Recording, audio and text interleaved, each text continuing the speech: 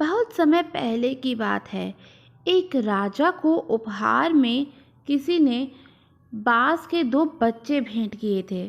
वे बड़ी ही अच्छी नस्ल के थे और राजा ने कभी इससे पहले इतने शानदार बाज नहीं देखे थे। राजा ने उनकी देखभाल के लिए एक अनुभवी आदमी को नियुक्त कर दिया। जब कुछ महीने बीत गए तो राजा ने बाजों को देखने का मन बनाया और उस जगह पहुंच गए जहां उन्हें पाला जा रहा था। राजा ने देखा कि दोनों बाज काफ़ी बड़े हो चुके थे और अब पहले से भी ज़्यादा शानदार लग रहे थे। राजा ने बाजों की देखभाल कर रहे आदमी से कहा, मैं इनकी उड़ान देखना चाहता हूँ, तुम इन्हें उड़ने का इशारा करो। आदमी ने ऐसा ही किया।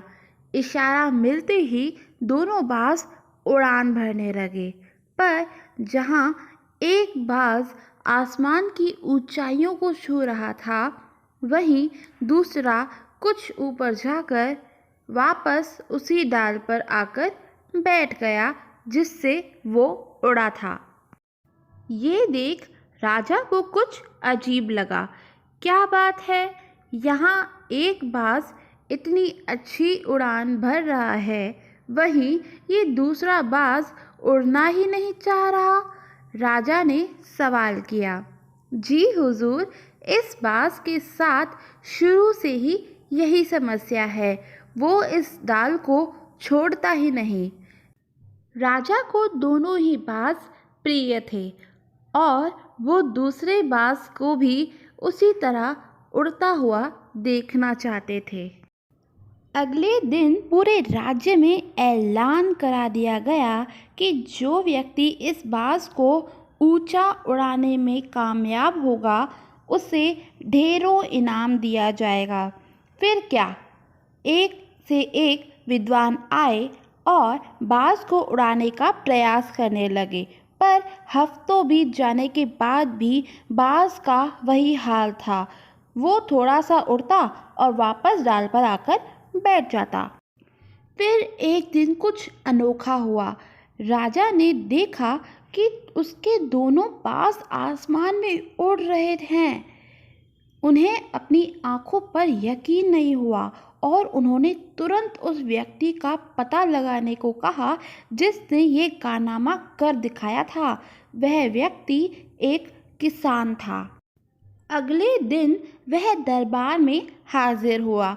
उसे इनाम में स्वर्ण मुद्राएं भेंट करने के बाद राजा ने कहा, मैं तुमसे बहुत प्रसन्न हूँ, बस तुम इतना बताओ कि जो काम बड़े बड़े विद्वान नहीं कर पाए वो तुमने कैसे कर दिखाया। मालिक, मैं तो एक साधारण सा किसान हूँ, मैं ज्ञान की ज़्यादा बातें नहीं जानता। मैंने तो बस वो डाल काट दी जिस पर बैठने का बाज आदी हो चुका था और जब वो डाल ही नहीं रही तो वो भी अपने साथी के साथ ऊपर उड़ने लगा।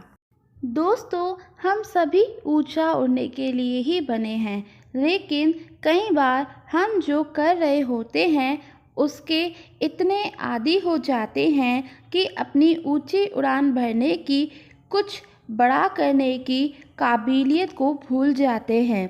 यदि आप भी सालों से किसी ऐसे ही काम में लगे हुए हैं जो आपके सही पोटेंशियल के मुताबिक नहीं है, तो एक बार ज़रूर सोचिए कि कहीं आपको भी उस डाल को काटने की ज़रूरत तो नहीं जिस पर आप बैठे हुए हैं।